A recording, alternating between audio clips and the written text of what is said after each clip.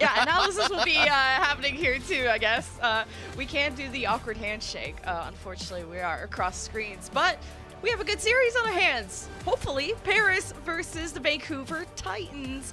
And I feel like there's a lot of friendship, former friendship, hopefully still current friendship, of just past teammates. Odyssey, American Tornadoes, so many of these rookies have known each other since Contenders. And Vancouver's first win this whole season was against Paris 2 months ago. So there's nothing on the line here, like they just kind of a show match.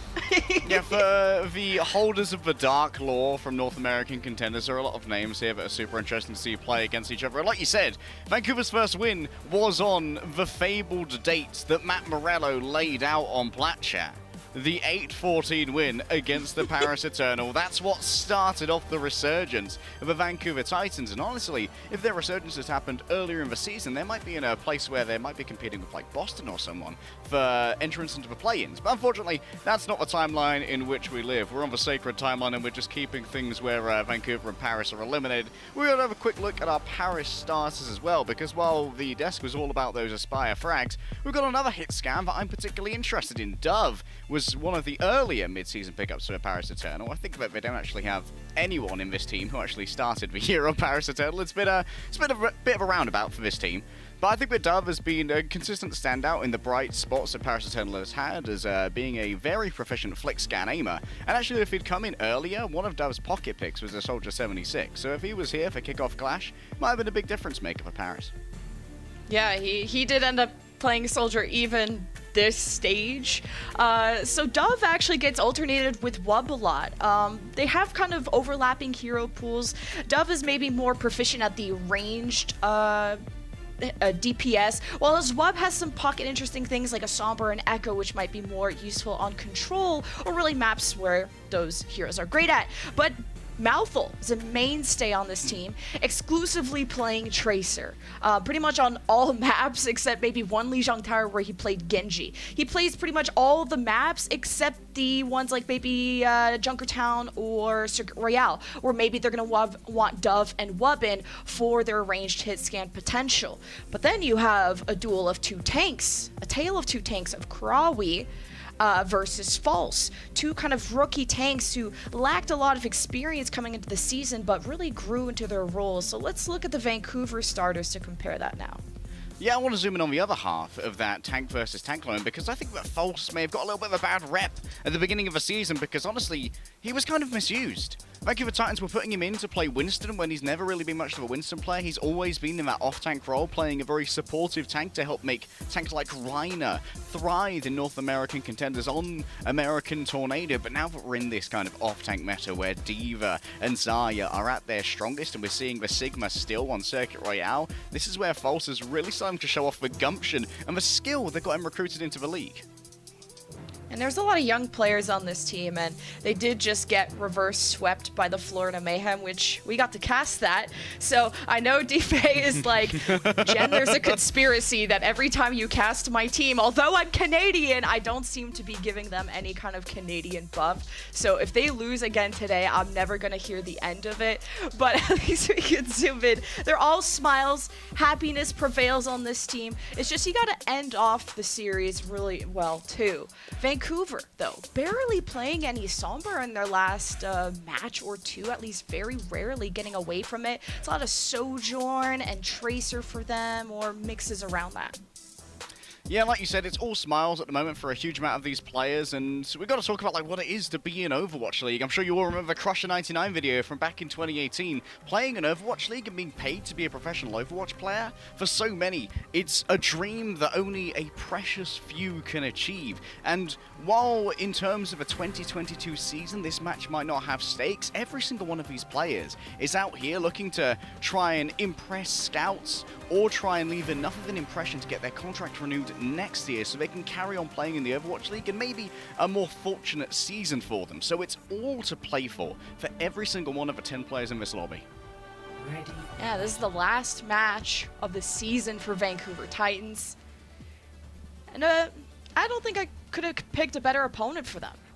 Maybe ending off on a win would be kind of a nice send-off, but even losing to their former teammates from Odyssey or American Tornado, what have you. Dove, Rack Attack, Lucamino versus King from Odyssey. Wub versus Aspire and False from American Tornado. We're going to open up on Oasis.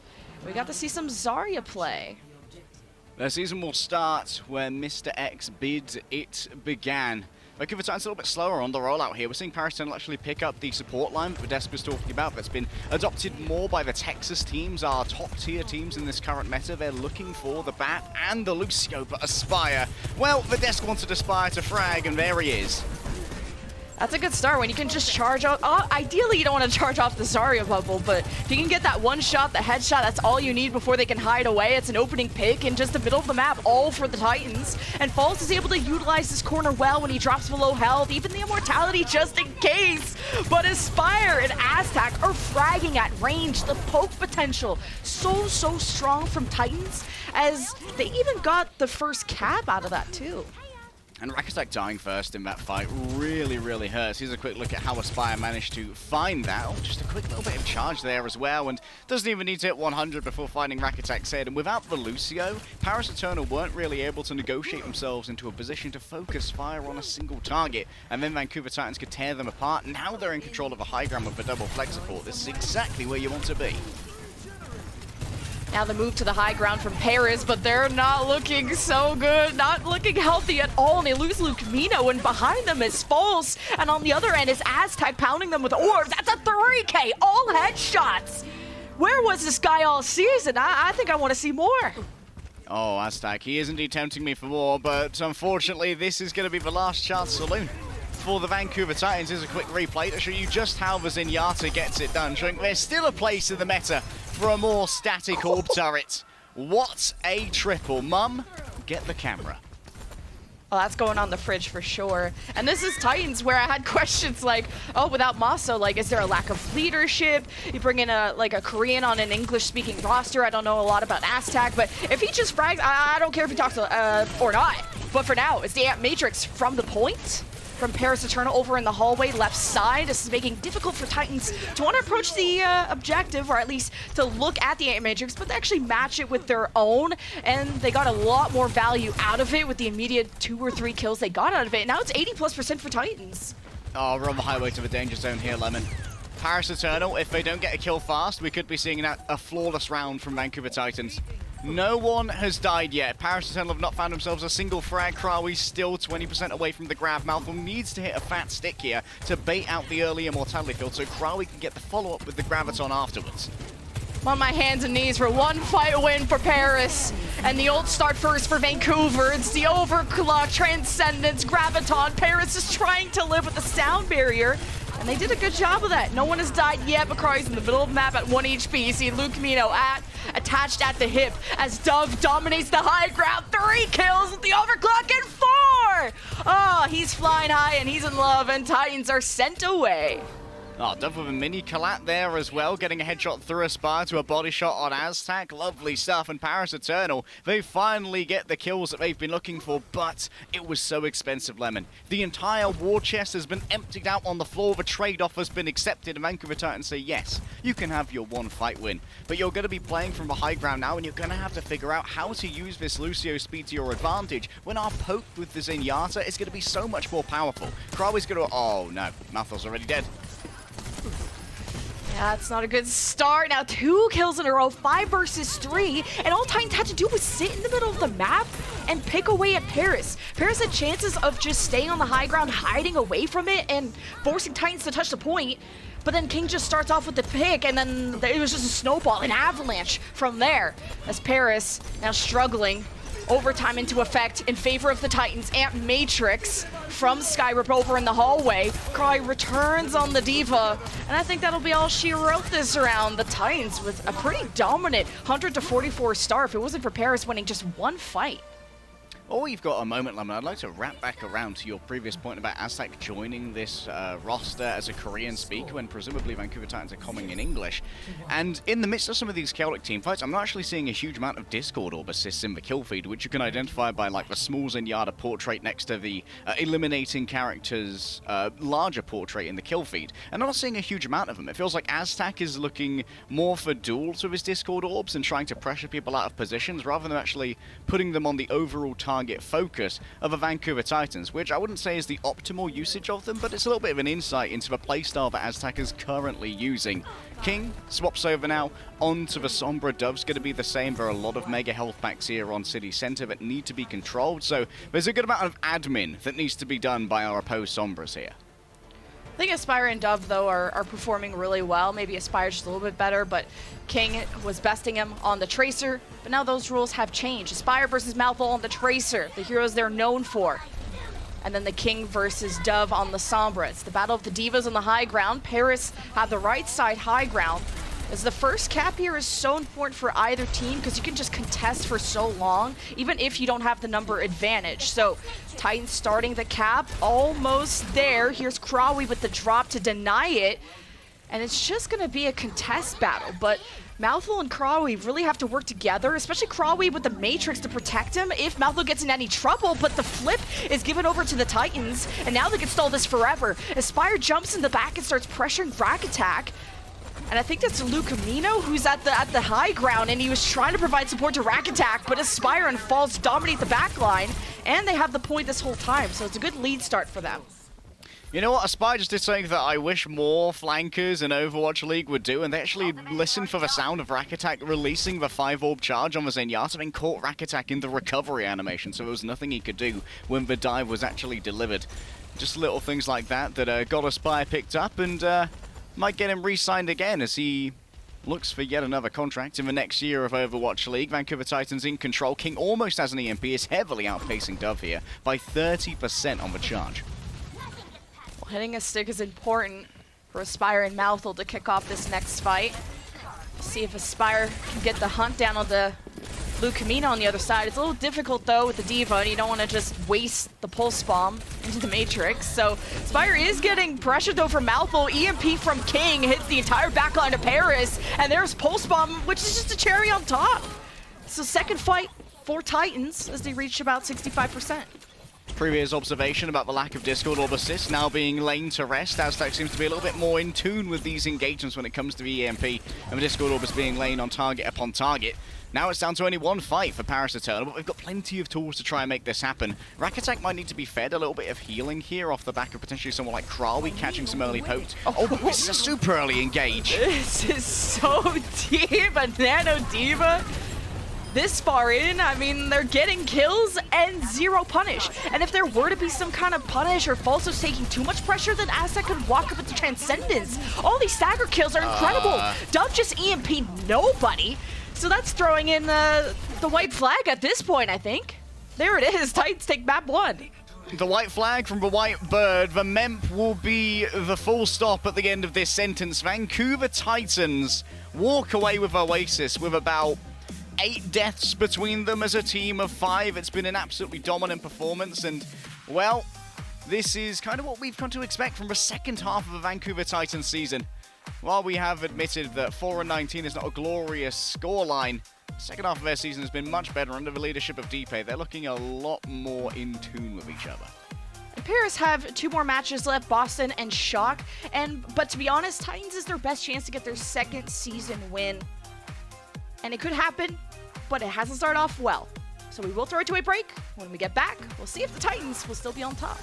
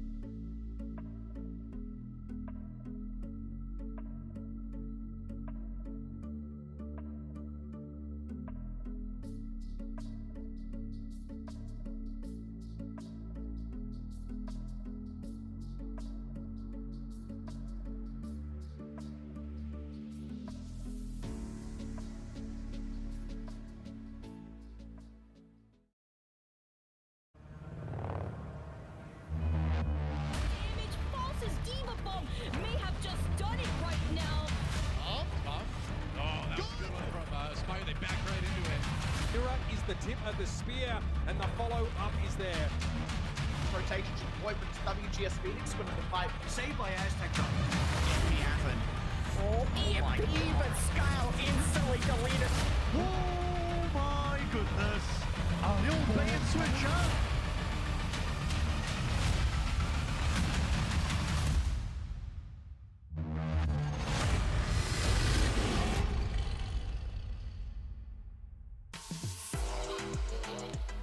Still Paris versus Vancouver going into map 2.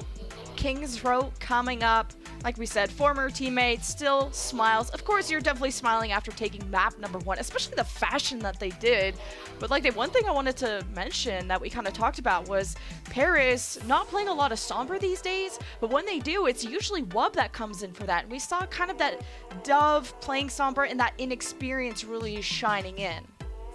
Yeah, I think that Dove kind of lost the draw of the maps there by having to go to City Center second, where you have those 2 Megas at either side of the point, which are really important to control with the Sombra, as well as deny from the enemy Tracer by hacking them out.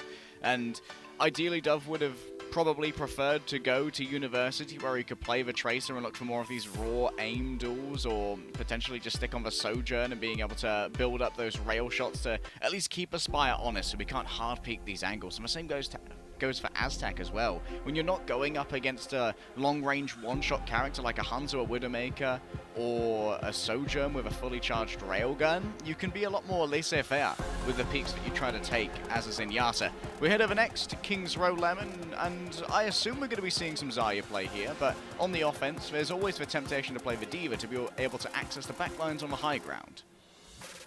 Yeah, and no substitution of bringing Wub in for anything. Because like we mentioned, it's Dove and Wub that get alternated. Malthol is a mainstay, always playing Tracer. But I was wondering if you're wanting to maybe play some Sombra, then you bring your Sombra player of Wub in. Maybe Dove's getting more time on that. But going back to the Sojourn, I think was his better or best hero, if that. Especially on Oasis Gardens, when he hit like a 4 or 5K, that was crazy. I'd love to see Dove pop off, but I'm more interested here in Rack Attack on Velucio. Velucio yesterday, I think one of the best use cases for Velucio that we saw, apart from our Texas teams, was from Funny Astro using it to basically bully out Sombras in duels, because Velucio, while not maybe the greatest duel against Sombra, is quite adept at being able to take those 1 versus 1s and forcing the Sombra to not be able to stay in and try and pick off one of your other supports in the back. And here we know that Vancouver Titans, they aren't going to be opting into the Sombra, so Rakitek is going to have to extract value from Velucio also. That's going to be in trying to make sure that Krawi has preferential engages, and Krawi's not going to be starting off here on the low ground, which means it's easy access for False, and maybe easy discords from Aztec as well. Krawi's going to have to be super decisive and super effective with his bubbles. Oh! Well, that headshot was super effective, and Dove continues to farm King on the point. He'll be dealt with in a second. But yeah, that close approach that you mentioned from Paris just allowed them to take a fight very early and allowed Dove to get some charge. And I think it's important to have the Baptiste here, so if you ever make a positional mistake, you drop the Immortality. It's helping these Zaryas move around a lot more safely. Yeah, and Luke Mino can demand people group up, and they will be naturally doing so to get Rakitek's speed aura as well. That gives a lot of healing over, but maybe can't be outpaced by the target focus of Vancouver. Oh, so Aspire's just shooting a bubble. He really don't care. Because he hits those shots, so he makes it count. But here's the approach from Paris, just kind of juggling around the statue. Dove staring at the back line. Titans tried to take shelter on the right side after they lost False, but Paris are not letting them breathe. And this is now back-to-back fights for the defense, and it's good to see from them after kind of the lack of gameplay we saw from Oasis. Yeah, it's all about speed and decision, being able to just move in onto False and overwhelm while Scaripper and Aztec are still jostling for position. And Paris Eternal have done a good job here of identifying what Masa not being in provides in terms of the whole of Vancouver Titans strategy. They no longer have that Lucio player, and if they swap to Lucio, it's going to be suboptimal compared to Rakitek, who's been playing main support for years at this point. He's ready to see an Ant Matrix. False is already there. That's the first one you want to burn down. Immortality brought up by Skyra, but could not save False at all. Really good initiation from Paris. Now Titans did manage to get a couple of picks. Remember, it is Titans that have closer respawns. So the more work King does here, it might mean they can start to establish themselves on the point. But yeah, they really couldn't get more done. The pick on Lucamino was nice, but you need to do a little bit more. Really cool note there for Lucamino window engage. Actually had Krawi go around the other side of a statue, so people who tried to LOS the window would be directly in Krawi's line of sight and could not LOS the big charge on Bazaya. Looking for a grab, you'll do. Just, man, Pulse is getting bullied. All the ults are being thrown his way. I'm sure the Pulse too, but Aztec at range is still a threat. That's 2 picks for the attack of Titans. Now the Transcendence is forced out just to help Aztec reposition out of the mini room near the statue where Krawi was there. So, minute 10 left, 1 tick for the Titans. You have King on the high ground, Aztec, or a King on the point, Aztec on the high ground. Aspire, though, has the overclock ready. Dove pops his first, and Aspire, he will yield. Well, Aspire opts in for the counter-attack here. The overclock going to be used, but no targets yet going to be presenting themselves. A headshot onto Krawi sends him low, scampering into the hotel. I want your cushiest bed and your most fluffed pillows, please. The Titans still fighting their way through this. They know they have respawn advantage, so every pick matters so much more for them, but they only get a kill or 2, and King is really hustling. But it just doesn't seem to be enough. They got a second tick, but they have 30 seconds left to actually cap the whole thing. Aztec, they used a super greedy trance as well. When everyone else was up on the high ground, no one came down to actually fight him a trance, and it was because Aztec had placed himself in that little alcove under Mondata's statue, so he had no real escape when Krawi managed to move in onto him. And this is dire straits for Vancouver Titans, because now they're going to have to fight in the LOS of the window. Oh, that's revenge for you. False now just tries to solo grab Krawi. Dove jumps out of the point, and I think Titans might have this, but no, here's the re-engage from Paris. Titans walked away as soon as they saw the Amp Matrix of Lucamino, and no one was there to touch. You gotta wonder where King was, but it doesn't matter. Titans only 84%. I think King used his recall early because he actually tried to dive in behind the Amp Matrix to stop Lucamino from getting healing onto the grabbed Krawi. But Lucamino had the Amp Matrix at the perfect time there. That's exactly what you want as a Baptiste. To not only have the window, but to have the Amplification Matrix in a position where the enemy have to get in front of it and take that double damage. They have the risk, the BAP accuracy slaying them. And I love that Paris Eternal here, but they did look a bit more confused on control with how to get real value out of Velucio. From this defensive position, they really were able to spring their traps earlier. They've gone from a sort of front-to-back approach where they're now focusing more on False and outmaneuvering him using the speed, because they know that that's the advantage they have in how these current rosters have lined up. If Rakitic can get a good boop, False doesn't have mobility to save himself. He only has bubbles, and those could be burned through with focus fire.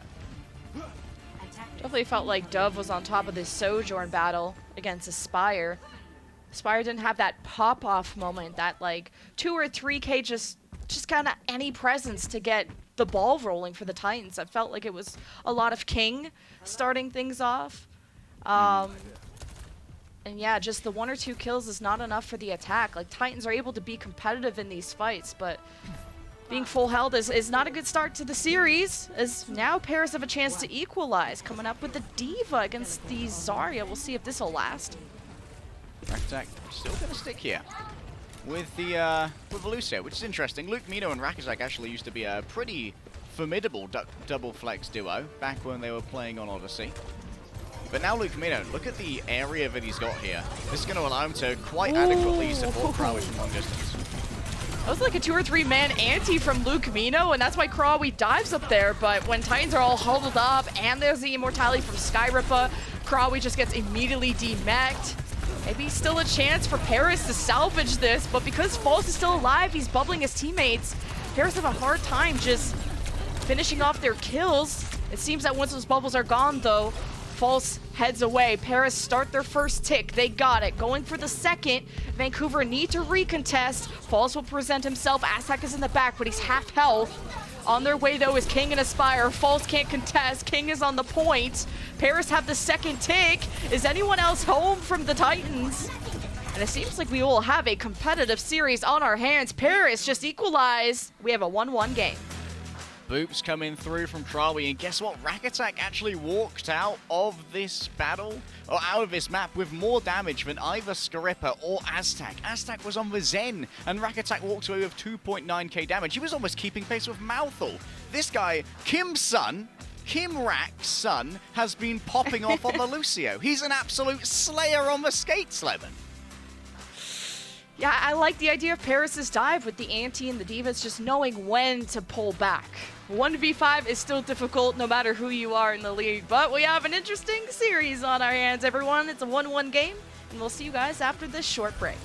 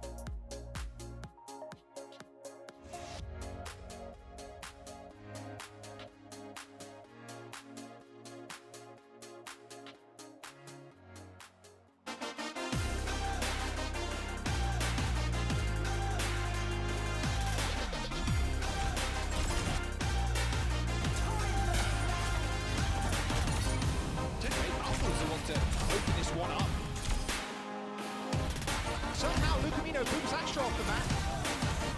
Luke, heal me! Luke, please! They got the rally, they got the help, and they're going to collect this back. It's Wabbing it with a double pulse. Look at that dart hitting the old skewed happy. Right, it's just done away hit it. Here's eternal fighting!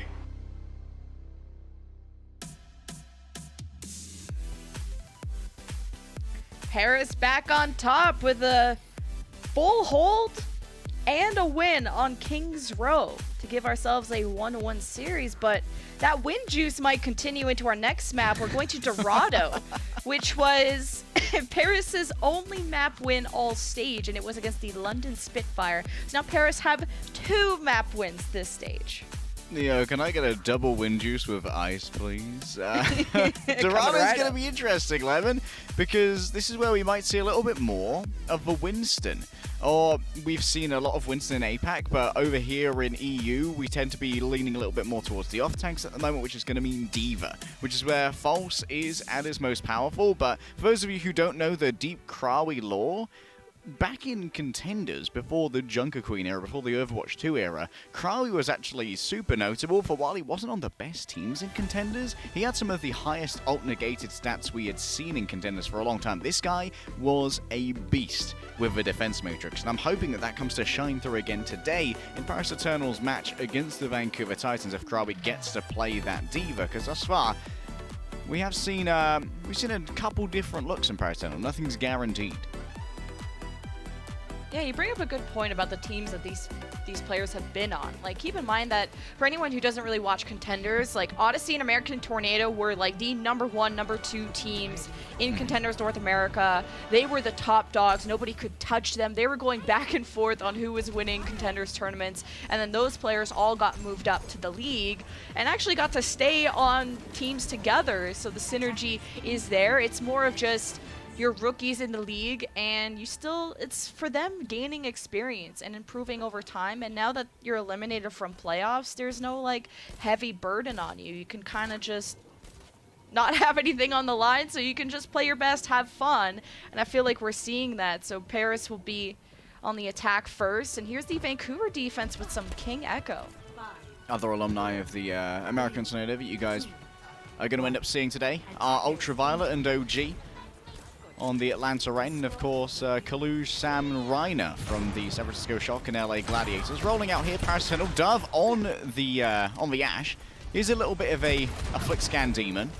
However, no one's really going to be offering him any free shots here, so he has to be careful about the angles that he takes, especially against Aztec. We know just how deadly he's been this series.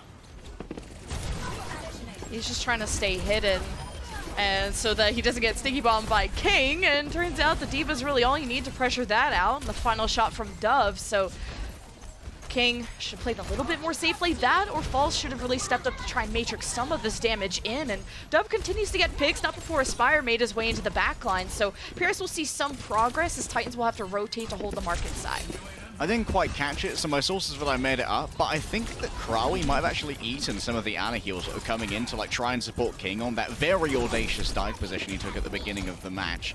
Mouthful already doing a fair amount of damage, but remember that King's focusing beam here, it can't be eaten by Krawi, so if it locks onto someone under half health, they are going to be close to doomed. It's going to be down to body blocking or escapes. Well, we don't get to see the Malthus Genji too often, but I think he wants really the quick gap close, especially on mid-range maps like this. It's really useful, and so is this pulse bomb right on the forehead of Lucamino. So no nano for this fight. No mech means no Paris yet, with almost half their time bank gone. And Titans only lose King, so you're really chilling with that. Yeah, this market area is really good for Vancouver Titans because they start to find these individual duels where we saw members of Vancouver Titans excel, especially on Oasis. Here's a quick replay of Scareppa. Oh, did they eat the heals? Oh, it might have been eaten, might have been a miss, but thank you, replay ops. The Mythbusters back in the house. I reject this reality and I substitute my own. Sometimes those critical shots are so important. Malthus, though, has been critically nanoed, and he forces out the Transcendence from Aztec. Skybreath also nanoed False. Once that's out of the way, here's the Malthus play going towards the supports and deflecting the damage right back to its source. That's some good stuff from Paris, and that'll get them the point A cap. Aztec doesn't care that he's deflecting. If I keep firing, I can hit him sooner when the deflect ends. Very much the Zenyatta mindset right there. Vancouver Titans will have to cede away point A and move over to a more high ground centric defense. If Dove can find a good angle to try and pepper those who hold the high ground early, this is going to be very troublesome for Vancouver Titans to deal with because they're going to be a healing deficit. I think that's Rack Attack slept in the back. A little bit of a nasty snipe. But there's no follow-up that's available. Oh, one good Zenyatta sleep deserves another. Nicey nice, Aztec. Okay, there's a fight taking place in a very tiny room, and Paris got antied. They have no supports, and Crawley, okay, doesn't use the self-destruct to get back into mech. Pretty smart.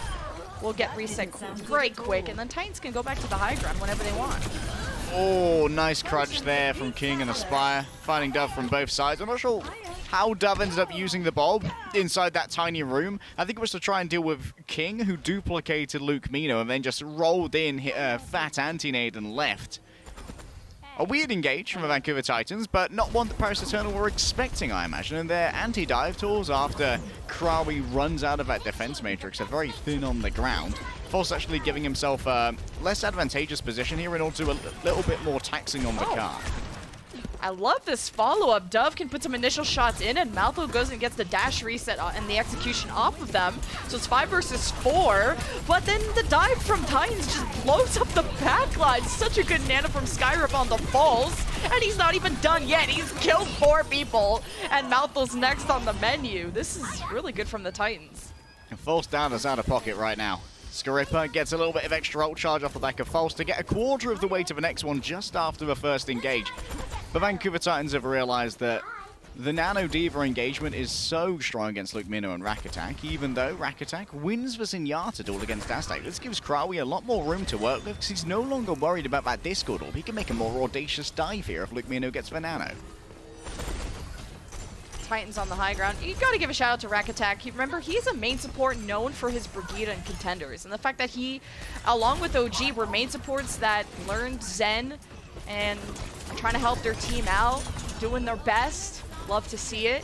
Paris getting some progress. Mouth over the top with a Nano Blade, and Aztec got deleted. Oh, that sleep, kind of nasty. Skyripper, so glad he hit that because he was one slice away. Wakes him up, doesn't get the kill until False has to get involved, and Skyripper manages to live. That might have been a fight winner there, as Paris are now using Transcendence to try and stabilize here, as the Bob from Dove was sent at the front, so they thought that was going to do a lot more than it did. And Paris don't get the fight when they were hoping for. Color me with confused casting noises for that Rack Attack transfer right there. Maybe you think that they could clutch out what remained, but honestly, that was a pacing issue. With the Paris Eternal, they got the opening pick from Rack Attack onto Aztec, and they didn't actually make the Nano Dive work until Aztec had already returned. And he's a slow bot lemon. He takes a while to float back into the battleground. Paris Eternal gave a huge amount of room for Vancouver Titans not only reposition for another fight, but also bring back those who they'd lost before. Now Aztec has access to the Transcendence super soon, and King can make an audacious dive because he can freely escape using the iframes of the duplicates. Yeah, Paris are doing these long right side rotations to try and access that high ground where the supports of Titans were hanging at. But King and False are just creating this brick wall, and King is just getting blown up by dynamites. And False was not there because he was in the middle of a dive, so couldn't have the Matrix ready. So things got equalized though with an Aztec frag at range like he usually does, and a double pulse bomb from Aspire kills the supports. That could be a game-winning one right there. The Titans just have to hold on for a little bit longer. They don't have Aztec, no Transcendence, but they have a King duplicate. Paris have to go for the touch. Around the corner is Malthul. He's getting shoved away. He double blinks, recalls to get it done. Next is Krawi and Malthul and Rack Attack around the corner. Duplicate of King goes after the Tracer. One of his better heroes too, the D-Mech on the Cry before the Immortality comes out. Missed timing and the Pulse Bomb on top. King is on fire! Titans just have to hold on a little bit more. There's been some trades by Paris, but now the King Nano, just to finish what he started. The anti-nade from Skyrippa. He is also performing extremely well. The Titans will be holding Paris short of B. It's raining pulse bombs over Paggy Lemon, and it's not looking good for the Eternal. Held on B after what was a pretty well-paced attack on A. Vancouver Titans, they utilize the high ground super well and always seem to find themselves some preferable engages, and Paris Eternal kind of floundering when it comes to taking advantage of early picks generated by Rack Attack on the right clicks. And we even saw King being an early pick there as well after some excellent peel from Krawi after a fully fledged attack onto Luke Mino. King didn't even get to use the duplicate to save himself, which turns out was for the best because he could get a great line of sight on the Tracer and then find a Luke Mino who didn't have an immortality field anymore, and there was no defense matrix in the way because Krawi got demeched early. It was good target focus. from the Vancouver Titans to make sure that their win conditions had as few mitigating factors as possible. And now Krawi rolling out on the Horse Warlord, the Orisa. Here's a spy. Did they actually kill someone with a stick here? No, it didn't. I saw it in the kill feed, and I thought it came in a weird order, but I might have just been hallucinating it. A spy with a fat double. Luke Mino kind of walked in. He's like, "Hey, how we doing, buddy? You good?" And then he was like, "No, get out, get out. I'm pulsed." Maybe tried to drop Immo. I'm not sure what happened there. The only liability I see from Titans is like that King Echo was getting picked a lot by the Dove hit scan, and maybe you want to see either more Ana attention there or more Diva attention there, but now King gets completely away from that and goes to the Sombra. Okay, the Sombra's interesting. They might think that this is a better way to deal with Krawi on the Orisa when they've scouted the Spear Horse on the way. I think you can interrupt the Javelin Spin, and the Javelin Spin can be something that Orisas rely upon quite heavily in order to actually make their locomotion and rotations work.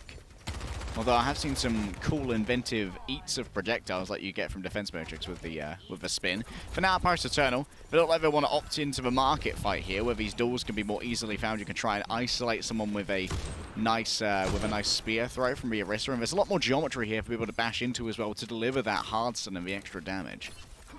Yeah, we usually only see Dub playing Widow on Junkertown circuit, like the Widow maps. No one really plays Widow on this map. It has decent sight lines, but it's almost better to play Ashe for that mid-range. So Dub maybe was expecting some King Echo and thought that would have been a great way to stay as far away from that as possible, but it's hard to find targets when you're going up against two flankers and the Spire just couldn't get around no matter what. So Perez can just play at the end of A, but now here's False on the approach, and he gets instantly demagged, and that's the issue of Perez playing that deep, is as Titans are coming up, they're taking so much poke that by the time they get there, they're at a disadvantage. Oh, Krawi with the intercept as well there to save a sleeping target and make sure Scrapper couldn't get a frag. One of the interesting things that we've got to look at here when we look at the dynamic of these teams in this area is that King can actually get 3 pings onto Dove while in stealth as Sombra. And, oh no, Aztec takes the early peek. You need to have King set up for this, because then Aztec can try and take some charged right-click peeks against Dove, knowing where he is in advance when Dove might have less information. Here's a I quick like that look the at how Dove Orisa's managed just to like make a this brick happen. wall. Oh yeah. Caught you lacking. Well, yeah, I like that. I kind of like how the desk said it. If you can't play Reinhardt or don't want to play Reinhardt, then play Orisa. It's kind of like that substitute of just brawler type of tank, different than Overwatch 1. Oh, Dove had the lineup. I'm surprised Titans still don't expect this. Aztec should have said something. But either way, Paris still are playing at the back. Skyrep has to be careful of how he peeks Dove's Widow here. He knows exactly where he is. And how does False even approach this? I'd almost like him to get away from Diva and just either go Zarya or an Orisa, something that can help him approach the back of the point a lot easier. As now the Nano is given to Aztec. Was there maybe Malthul harassing them? I'm not sure. That or you believe in the Aztec frag that much, and Titans at least found some headway here. Maybe there's a world as well where they just want Aztec to be able to tank a headshot, because while you're nanoed, the headshot will only do 150 damage, so you can kind of tank it as the Zen, and they just want Aztec to just walk up. He's just going to float up and hold M1 and do the damage. There could be a touch here from Krawi, and indeed he is going to sacrifice himself. Does get the nano, so oh, that's a huge EMP. Yeah, Rack Attack falls over immediately. Luke Mino manages to nano Krawi, but without those supports, I don't know if this is salvageable. I mean, Malthul got 3 kills at like 50 HP, 68 HP to be exact. That is an insane clutch. Is it really enough? It's him and Krawi, and here come reinforcements. Luke Mino's on the Lucio to taxi them back. So, wow, Malthul saved the day. Not another first point hold against the Vancouver Titans. Not like this, Vancouver. Still, the Transcendence is available. Luke Mino's moved over onto the Lucio. Now, raw healing output for the Paris Eternals, an all-time low. They need to keep Malthul alive in time for this blade and draw out Aztec's trance before it can be used. Yeah, you almost need to use his trance to save False. He's taking a lot of pressure just trying to tank this, but no, it's the Malthul dive that forces it out. Now Malthul patiently waits for the blade and pops it before the trance is done, thinking Skyripper was out of range. Doesn't get any kills out of it, but the rest of the team follow up. That's all that matters. And the overclock at range. Another full hold by the Paris Eternal. Are you serious? The new season for the Vancouver Titans, it was written in the runes etched by dwarves under the ground. 8-14 was when they took their first win of the season, and it was against Paris Eternal. But now, in the nadir, the closing dusk of their 2022 season, the reformed Vancouver Titans are facing down Oblivion at the hands of the same team that currently sits 1-20. Match point for Paris. Can they finish it out, Lemon? I don't know. The Dusk are going to be mauled after this because all of them predicted Titans. And this has been 2 full holds back to back. The Paris have what it takes. We'll find out after this break.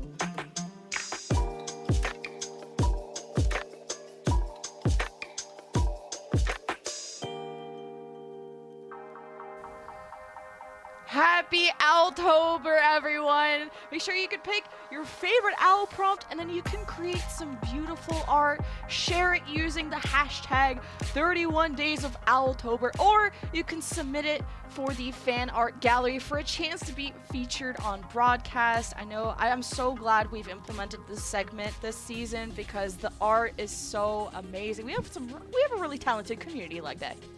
We have a really talented community who've been drawing and painting so many interesting pictures, but really the picture that is etched into my mind is Blood Red Lemon.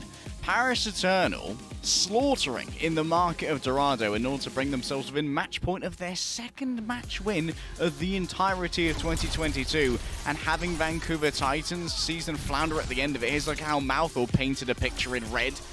With his knives and his shurikens, this was a mad collection of dash resets, and it turns out Genji's a pretty powerful character.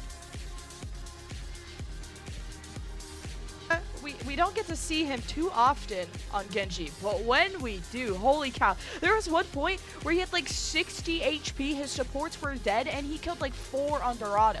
It's so crazy what he can do under pressure.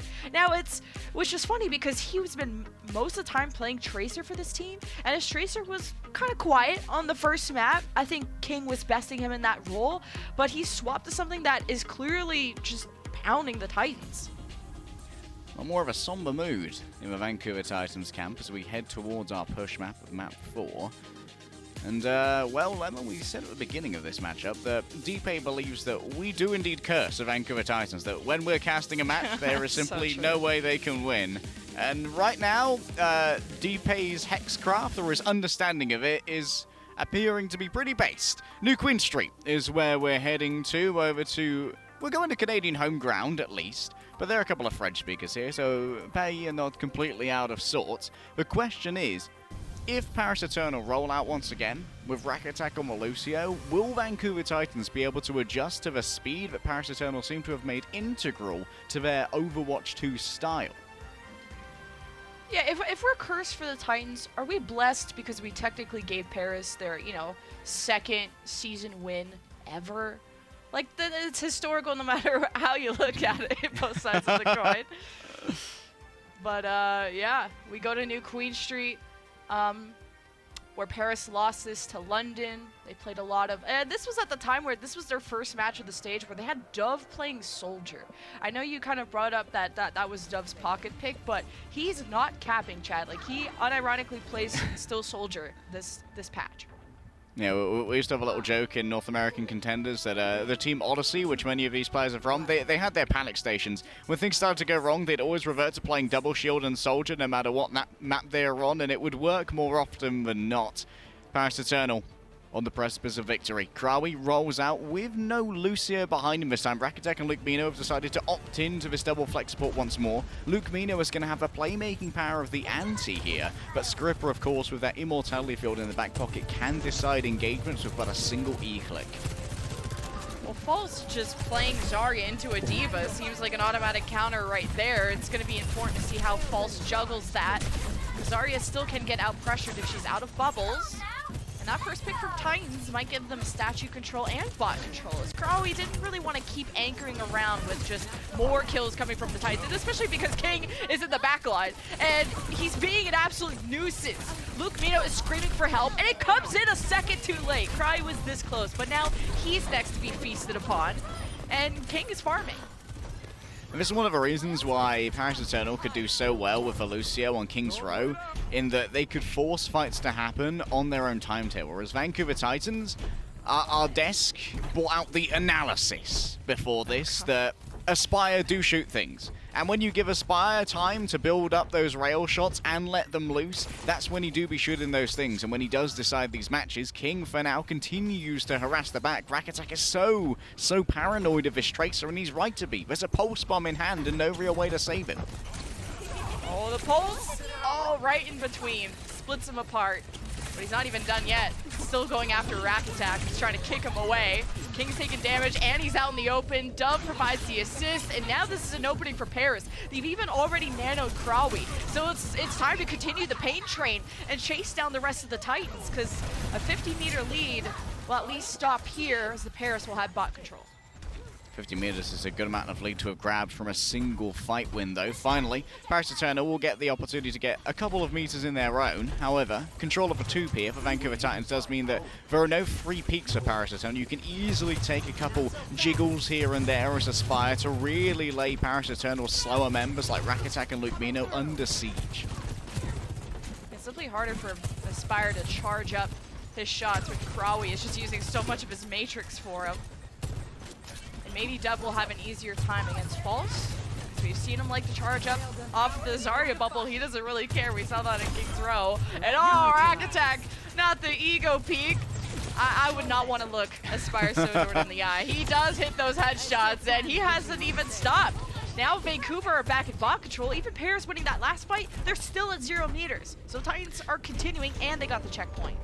Yeah, that was an alarmingly wide peak from Rakatak. Mouth is actually going to swap now from the Tracer over to the Genji, hoping to maybe take some of this space away from a Spy. But remember, False is still rolling at the moment. He's getting this rollover energy from fight to fight, and the Zarya energy does so much against the discorded Genji.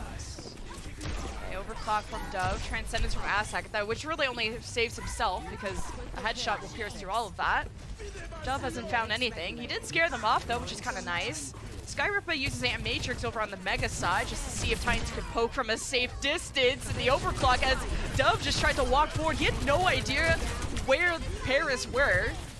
And then it's Mouthful and Krawi just killing everyone else as soon as Titans leave that room. So really good kind of patience from Paris at that moment. Lovely sleep on the exit as well, Luke Mino. Sending an old protege of his on the Odyssey roster back to spawn for just a little bit. And now Paris Eternal get 1 meter challenge, very easy. Comes on through. Krawi does have a self-destruct here, but I generally don't think it's going to be a huge issue to deal with for the side of Vancouver Titans. Generally, it's going to be used just to remech, as self-destruct as an ult is fairly weak at the moment on the other side, the Graviton Surge. This needs to be answered by Paris Eternal. The best thing they can do is try and eat it, but I've not seen a single Grav eaten, I think, this entire season, Lemon. Teams are being very good about destroying the D.Va mech first. Bet. If there's one team that can get a Grav eat, it could be this one. It's just unlucky. But yeah, it's important to get the D-Meg. And it's been tough for Mouthful to maybe get close. Wait, no way. Okay. Self-destruct does get kills. I know we were having arguments. Is self-destruct better than Terra Surge? Well, there's your proof. I couldn't be more wrong about the self-destruct. You're so wrong. Dude, how did that get Aspire? He can slide and jump. Where was Aztec that he was not within the immortality field of Skyripper? Were they playing wide there to try and avoid like Mouthful getting huge value out of a blade or something? This could be the checkpoint secured unless Aspire wants to come in and sacrifice his life, because remember, False is slow, boys. Oh, they do get the checkpoint. King's not fast enough. They're too scared, Lemon. The paranoia strikes into the heart of Vancouver Titans as they look for a way to get value from this Grav. Oh, the Nano Blade. It's an oldie, but it's a goldie. Going right after False, but he's used a couple of bubbles, and that got him real charged up, which instantly demexed Krawi. You have False grabbing Grav? ghosts. You know, the ghosts. They're in the walls, Lemon. They're in the walls. Tunnel snakes. The Titans, though, have a 64-meter lead still, and the kills are coming their way. All right, the turnaround here should be good, and still no lead gained for Paris Eternal. That is a little bit of a heartbreaker. There's a world there where Malfoy might have just wanted to try and play a distracting element with the Nano Blade when he was hanging back a little bit further and not using that dash to try and force Vancouver Titans into a disengagement that would give over the space for the bot to push that barricade. Paris Eternal, at least, they've reformed in good time, so there'll be no additional progress from the Vancouver Titans, but they're happy to simply troll the bot for now and stop Paris Eternal from getting their own progression done. Skyripper looking for some kind of two-phase attack where he can catch Paris Eternal without any means to disengage from his window. Dove pops overclock at like 50 HP while he has a charged Zarya in his face. Also not sure about that one. I'm laughing a lot today. This has been some good entertainment. You got the Rack Attack Transcendence just to send fear into his last opponent's eyes, as bot control is still being fought for. But now it's Paris in control, and False is trying to run away as fast as he can. That was, however, a two-ult fight for the Paris Eternal, and Vancouver Titans didn't really use anything. False almost has the Grav, but it's all the other ticks that have me concerned. Lumino needs to get this nano so that he can save Rack Attack with a well-placed nano boost for damage reduction if King gets a stick. And King actually throws out the Pulse Bomb as he dies. It's wasted, Lemon. Yep, got kicked in the forehead. Titans don't have any DPS. They got an Amp Matrix that not a lot of people can use. An Aztec Transcendent just to keep False anchored over on the checkpoint side. Paris are ahead. They should be trying to... They should be winning this fight. And that was a grab. Oh, Foss a little bit too smart for his own good there. Does grab the barricade so that there's no LOS for the defense matrix to eat it, but it does mean that Krawi is grabbed into permanent cover and no one can really follow up upon it. Alas, still no real progress given over to Paris Eternal, barring the emptying of Vancouver Titans' considerable war chest. Although Skrip is well on his way to the next amplification matrix, and Mouthful now has a blade, which is going to be much tougher to answer if Skrip could be forced to use a preemptive immortality field.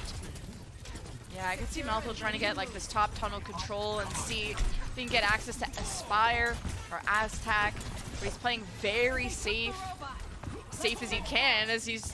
Well, now they're getting poked down because they're just waiting to die. Now Titans in a 5-on-4. They even get the DMAC on the Krawi. Paris are just sitting there as spectators. And Titans not only have the checkpoint, but are increasing their lead even more. Lumino and Dove, not entirely sure what they're up to here. The bot do be pushing, that barricade do be moving, and Paris Eternal are going to have to reset for yet another fight here in their home territory. 1 minute and 20 seconds remains. This is still doable for Paris Eternal for that 3-1 win, but King, if he can score a well-placed Pulse Bomb here, it might start to look impossible. It's 87 meters and more with only 1 minute remaining. Paris need to pull a miracle out of their hats. And Mouthful dying with the blade is not great. False? I want to see this false grab. It still hits no one. Surely someone died in it, we just didn't see it. I'll give them the benefit of the doubt. But the Titans, I don't doubt that they can take this map with 92 meters and the time we have left. Paris, their backs are against the wall. Good news, Lemon. I did see a Zarya assist on the killer for Baby Diva. So, at least one. That'll do. Baby Diva's so scary. Might have been a second player in there. I'm not entirely sure. Vancouver Titans now once again in control of the bot, but 30 meters of progress has been gained over Paris Eternal by the Vancouver Titans, and now they're intercepting the bot yet again. Krawi's so low, the Discord orb has been attached, and King's on the hunt. What a stick! I didn't even see Luke Camino in Big Yeats. that picture. Yeah. And now you got the Rack Attack popping Transcendence to help Mouthful with this blade. But he's getting shot at. He already has to deflect and hide. He forgot that there was a health pack there. He tried to find his teammates to no avail. The Titans about to force game 5. Paris have a touch, but the overtime will go away. Rack Attack is behind them. Let's see what he's up to. Not much. Titans forcing game 5. Bro, why are you tagging me? I ain't even in this picture. I think what happened there was the bomb sailed through the window, stuck to the mech of Krawi, who'd already, stuck to a mech of Krawi who'd already used his boosters, and so he couldn't get away from Luke Camino, who was also down there, and the bomb damaged them both. It's finally a resurgence here for the Vancouver Titans. No being swept 3 maps in a row by the Paris Eternal, no Lemon. This was always going to be written in the stars, defined by the cosmic laws of physics themselves. The fundamental forces of the universe say this was always to be map 5. Titans hoping to end their season off with a win. Paris looking to head towards the end of their season with a second win. We'll have to see how this ultimate match will end up after this break.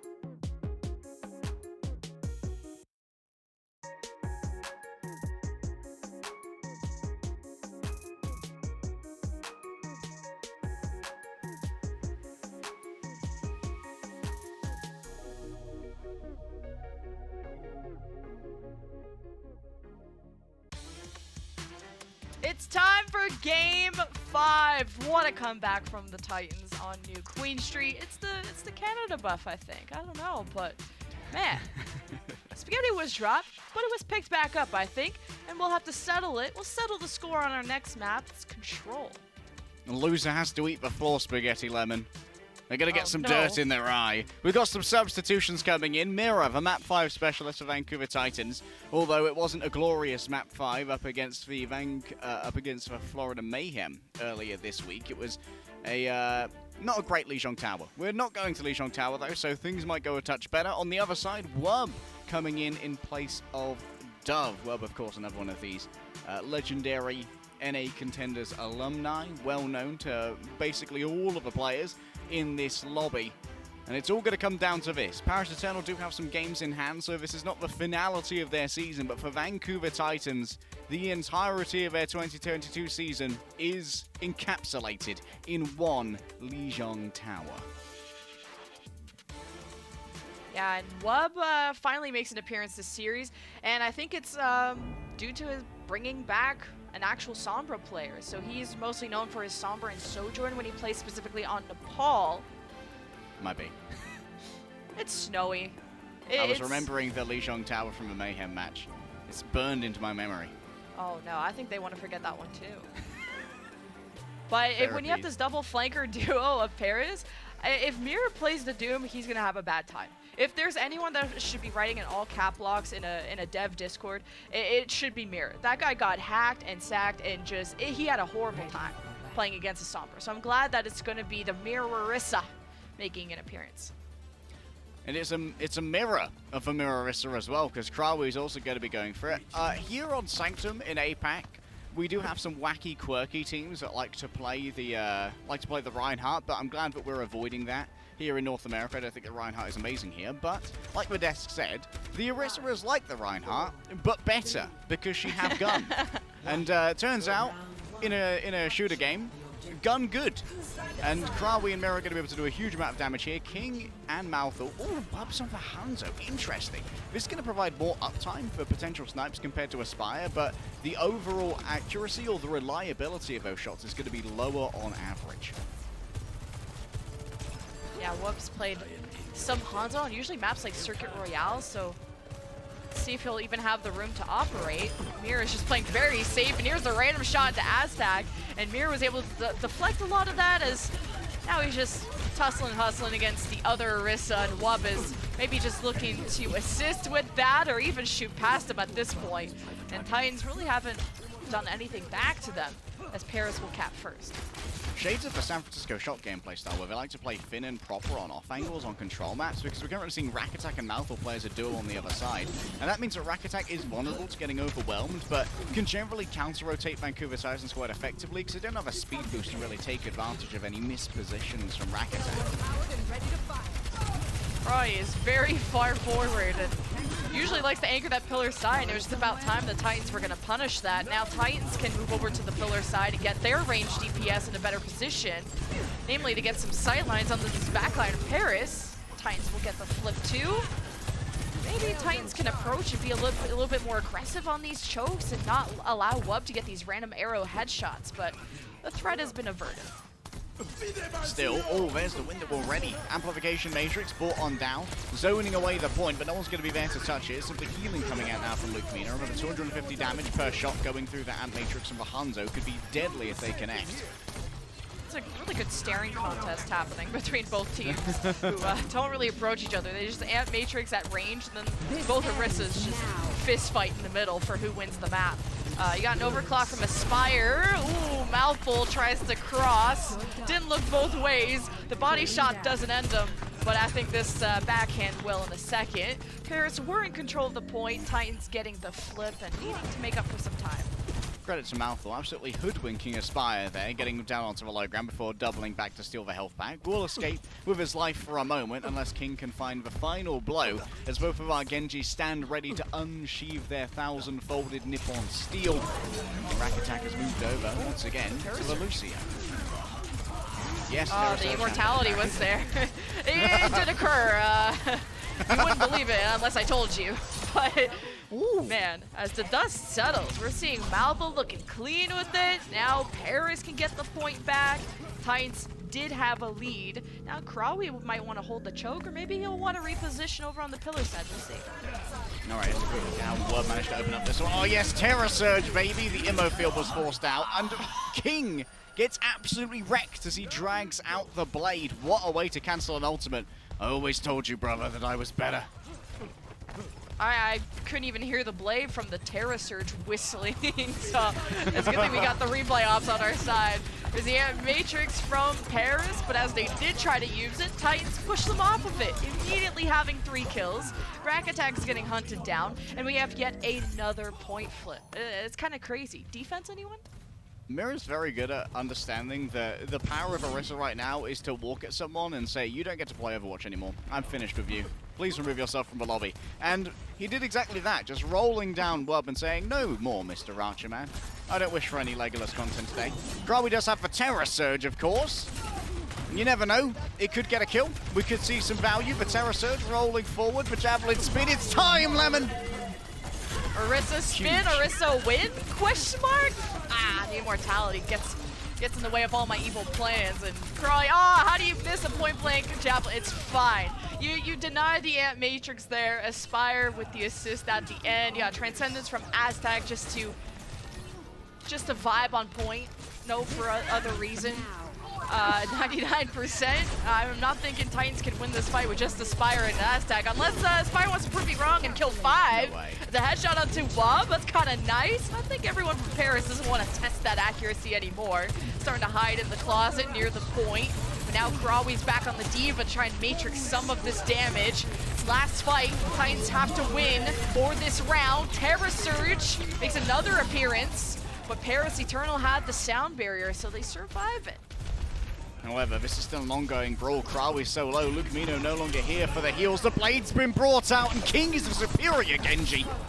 It's clean with it. He's lost it. Houdini. You can't call yourself king unless you're pretty decent at the game. It'd be embarrassing if not. But Krawi trying to touch the point, and the Titans will be taking the first round and hoping to deny the L that Paris almost handed them. Lucamino wants to use the Immortality Field in a single duel there against King, and he's still moving forward. The dash resets 100% to Vancouver Titans. After many Terror Surges and many tears shed, Vancouver Titans now once again stand at the precipice of victory in their final match of the season, Lemon. This is going to round out the 24-match streak, within which thus far only 4 have been victories, but that precious 5th is so close.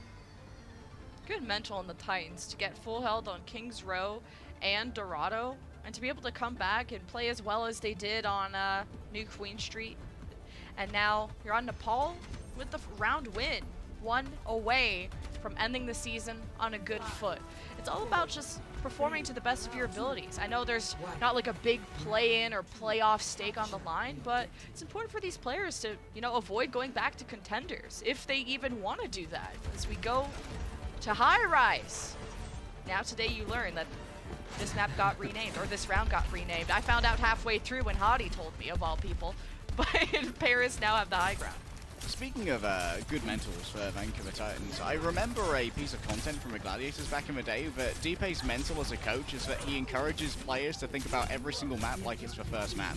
They don't think about the previous wins or the previous losses.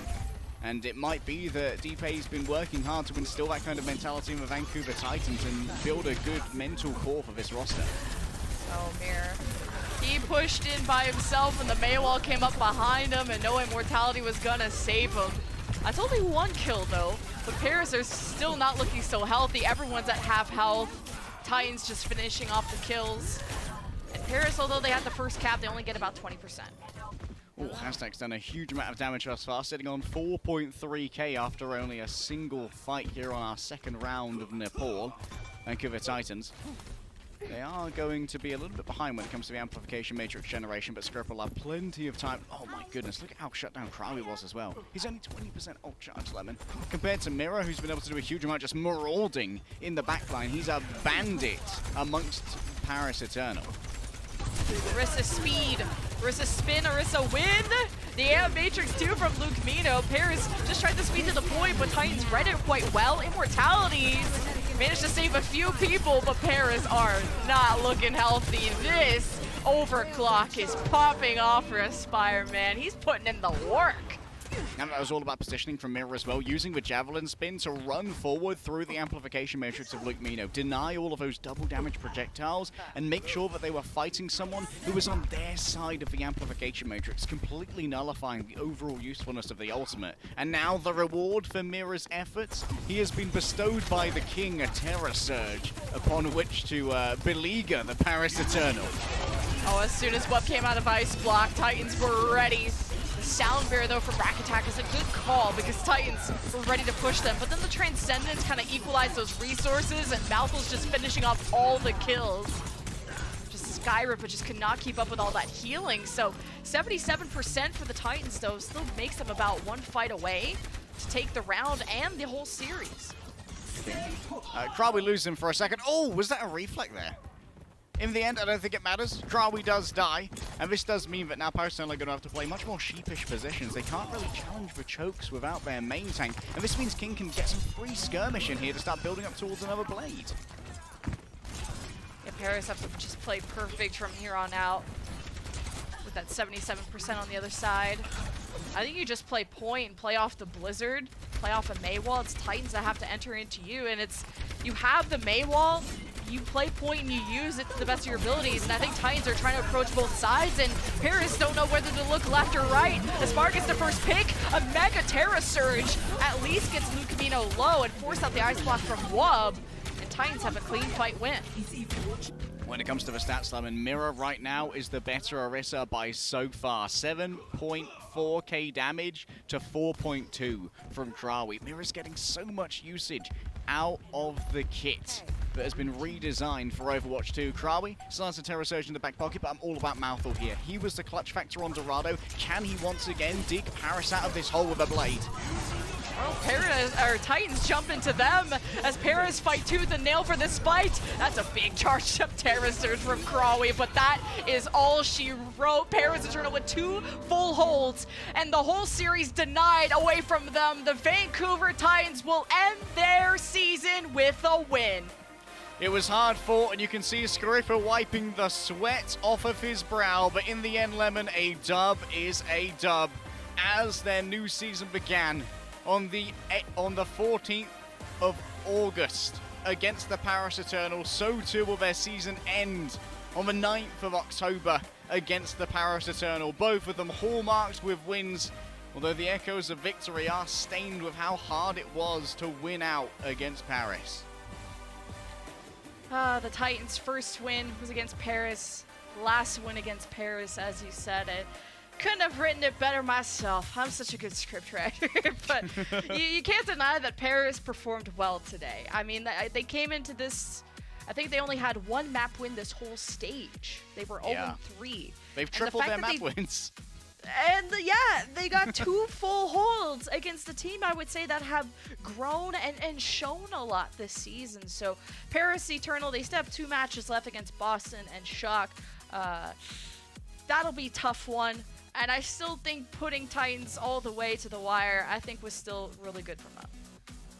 Well, it might not have been the mainstay of Master who was in the support line bringing them to the victory this time, but Aztac did just as well, and he's done well enough to earn being our player of the match. For Zenyatta Warlord, who likes to fling the orbs and hit the trances that are needed, he started off so strong. He was a huge difference maker on Oasis, and I think really set the tempo for this series that Paris Eternal had to battle so thoroughly in order to recapture some semblance of being able to play Overwatch. The triple kill on Oasis in particular comes to mind, and the Discord orbs were super good as well for making sure that Krawi was never able to stay in a position he wanted to for long enough. Aztac was a fragger today. He is scary. I think it made that might have been the reason why Mouthful wanted to maybe get off Tracer and go towards more Genji for more guaranteed and quicker execution against these charged up orbs of this guy. But whew, look at those stats. He still died a lot because, you know, the flanks were pretty strong still, but the damage, he did a lot, and multi-kills every fight, and getting involved is great to see from Flex supports. Yeah, final blows equaling the deaths as well, making sure that whenever he was taken down, someone was going down with him. And the offensive assist, like you mentioned, I did have my doubts for one fight on Oasis, but Aztec was very much in sync with Vancouver Titans over the rest of the match and putting the Discord orbs exactly where they need to be. Even with some of our top teams, like the Texan teams, moving over towards Lucio and Baptiste, there is definitely still a place in this meta for us in Yata, because the Discord orb is just so powerful, and his primary fire in the hands of an aimer like Aztec can do some serious damage. I still think despite all of what the Titans and Paris have went through, they have improved tremendously during the season, and it's just about kind of converting that into results, converting that into wins, and hopefully they've performed well enough that they can either stay on the team or they can fight for their chance to make it on another team, because remember, these are all players that dominated in contenders and are still looking to find their place amongst all the talent that there is in the league. But speaking of talent, now there's some matches that have some big stakes. We have Atlanta versus Dallas coming up next, and then Gladiators versus Boston to end up the day. Jaws and Necro will be jumping on the mic, but you'll want to stay tuned because Danny will have a special interview, and we'll want to hear about the chaos from the Watchpoint desk. Poor Zoe. We'll help her out. We'll see you guys there. The Overwatch League is brought to you by Upper Deck, the official trading card of the Overwatch League, and by TeamSpeak, the official voice supplier of the Overwatch League.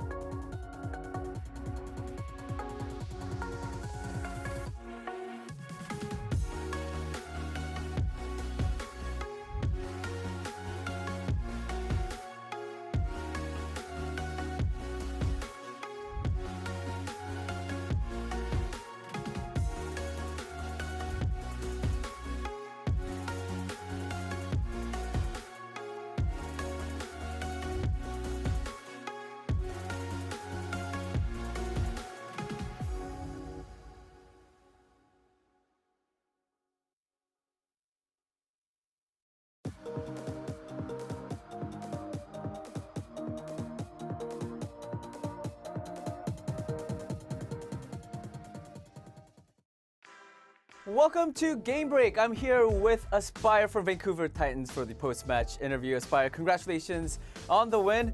I mean, this was your last match. How do you feel right now? Definitely feels good to close the season out with a win. I'm surprised it went map 5, True. But yeah.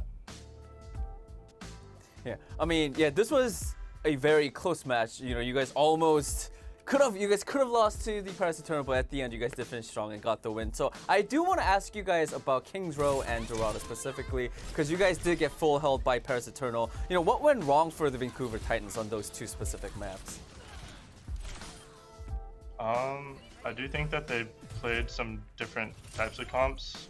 At least on Dorado, they played something different than we expected, and then on Kings Row, a lot of their players made some actually pretty clutch plays, and they were actually playing pretty well in my opinion. So yeah, it was definitely hard to play against them on those maps. All right, and you know, I feel like I said this before, but you know, this was your last match, and you, Aspire specifically, even when your team were sort of on the downside, you know, you continue to like improve a lot, not only improve but like impress a lot of people as well on your sojourn. So like, do you have your own like favorite moment from the season, this whole season on Vancouver Titans? Personally, my favorite moment was being able to compete in Toronto on stage. That was a really great experience for me, and I'm actually really happy that I got the chance to do that.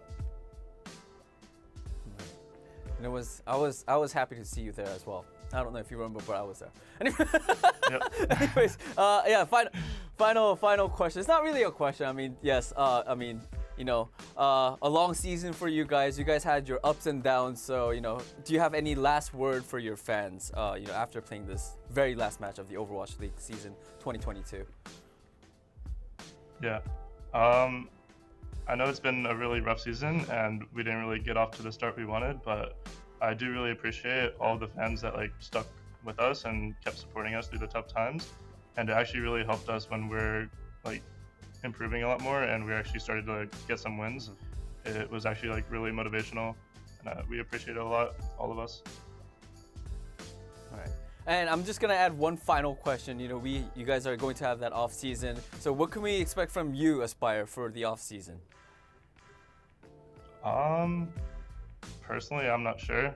I'll be grinding a lot of ranks since it just came out. I'm really happy to be able to spend time doing that. But as far as like moving teams and whatnot, I can't really speak on that. I'm not sure.